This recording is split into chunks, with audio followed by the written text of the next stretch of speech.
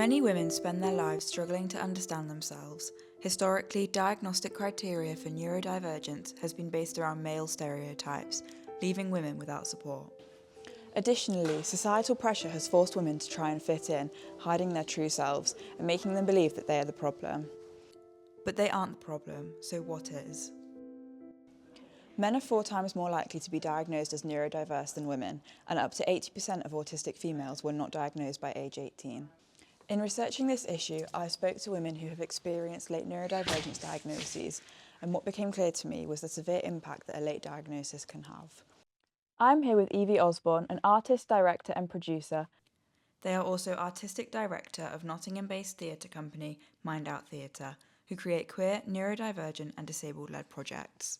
What does being neurodivergent look like for you? I think it's just my normal. So I guess being neurodivergent to me means loads of things. It means that sometimes things can be challenging and I have to find different ways of working that isn't always like the norm. It means I feel my brain is kind of cool and it does kind of work in a different way, and actually sometimes that's a real strength. I'm here with Penny Poyser, an activist, author and former presenter who spent much of her life with undiagnosed ADHD. What does neurodivergent look like for me? Well, the world could feel like quite a confusing place, and it's almost sometimes like it's guesswork, that you're almost playing a game in life, that you're kind of mimicking and copying almost what other people do. What actually led you to getting a diagnosis? I think I had done my own research, so I don't know if you've read the book by Ellie Middleton, Unmasked, but I really recommend it. That book was the kind of gateway. Everything I was reading, I was going, oh, that's me. Oh, that's me. And it was almost like going through, well, in reality, I was going through the symptoms of the diagnostic criteria for autism and ADHD, and I was going, oh, I do tick all these boxes. But I did ultimately decide, you know what, I need to know for my own clarity of mind. And when I got my diagnosis, I felt this like overwhelming sense of vindication, because I was like, I was right. I was right all along. Yeah. I knew my brain. Friends, they were what I would call classic ADHD. Look at me, look at you. I said, no, but your twitching's in your head. And they said, you know, you're a firework brain. Prior to being diagnosed, did you feel any different to other people?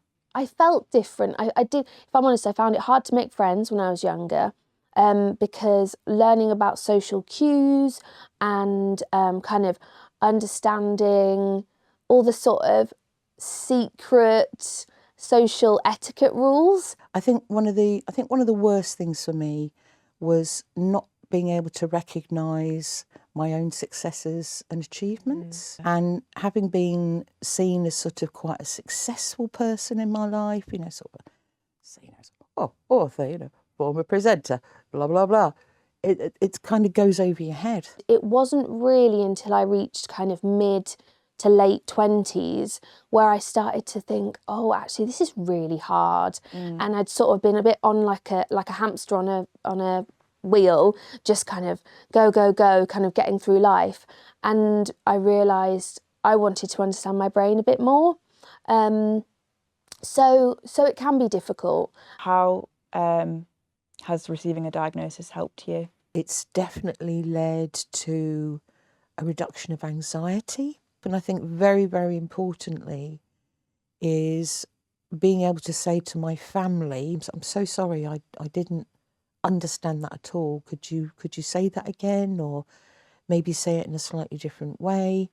I think it's helped me to advocate for my needs in kind of the work environment. I'd say probably mostly in the work environment, because I feel like I'm more confidently able to be like, I'm autistic, I'm ADHD, these are the things that I require to do my best work. I guess it's instilled the confidence in me to advocate for myself better. Yeah. And also, I have returned to study, so I'm doing a master's in drama therapy now. Yeah. And actually, without that like certificate of proof, I wouldn't be eligible for disability student allowance. So there are also tangible barriers for not having a formal diagnosis as well. And do you feel like women's symptoms are more overlooked than men's?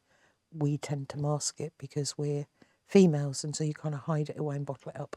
Boys presented so differently to girls, who tend to be the exact opposite of being quiet, introverted, very studious, quite high academically achieving in many cases, sensitive.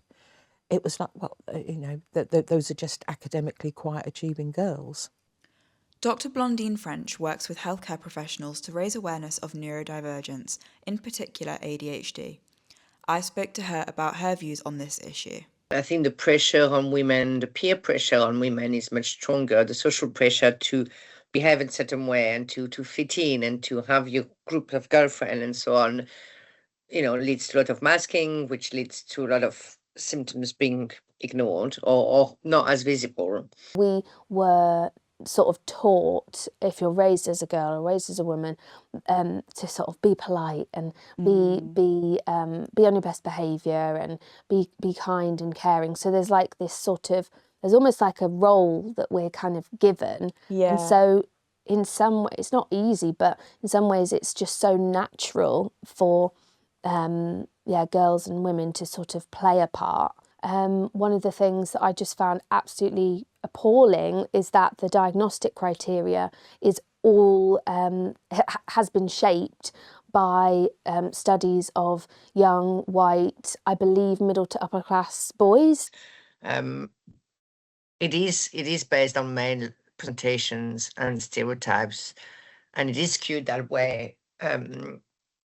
Because especially for ADHD, for example, because it's so strong on the hyperactivity sometimes. Yes, I do think the diagnosis criteria is built around male stereotypes.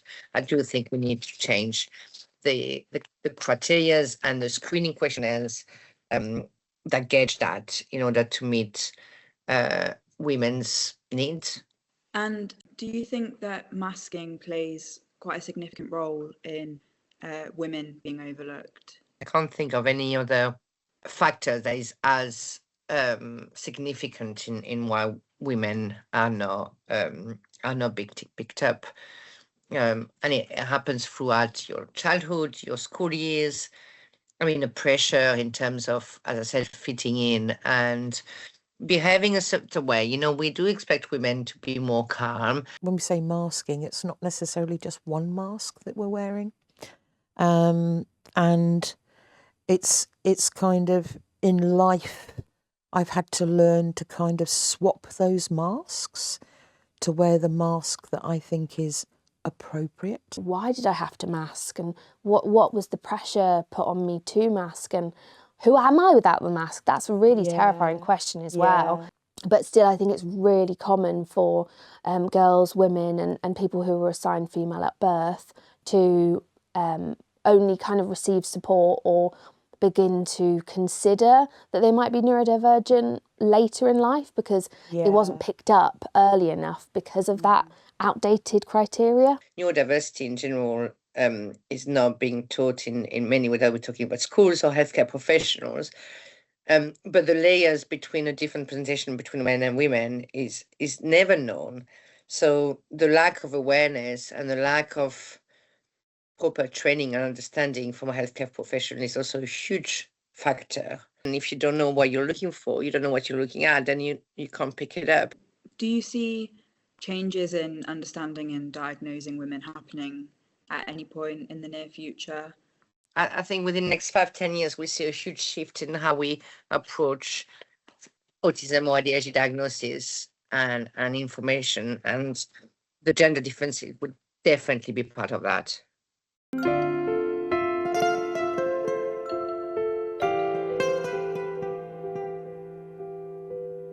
You wouldn't be you without it.